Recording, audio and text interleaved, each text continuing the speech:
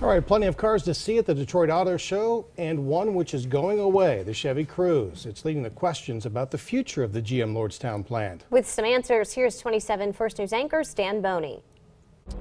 Well, I was hoping to come upon an analyst here at the Detroit Auto Show that could give me a little insight on the situation at the General Motors Lordstown plant, and I have come into that person. This is John McElroy. He runs Auto Line, which does all kinds of different media as far as the auto industry is concerned. He is one of the leading auto analysts in the country. John, when it comes to the Lordstown plant, did you see that one coming?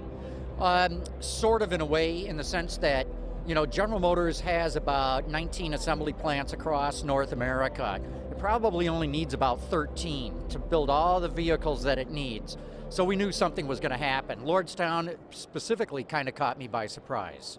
Why is that? Well, because they had put so much money into that plant. It had a fairly new product in the Cruze, and so you kind of look for older plants or plants that maybe had not been refurbished so recently. Was it a surprise that they got rid of the Cruze altogether? Altogether, yes, but you got to look at sales of passenger cars, and they are dropping like a rock. Everybody's suffering this, not just General Motors. Do you think, what's the future for that plant look like? Is there any hope of maybe getting another car, another vehicle in there? Look, there's an outside chance. GM has got to retool plants to make electric cars. It's so much easier to retool a plant that's not building anything.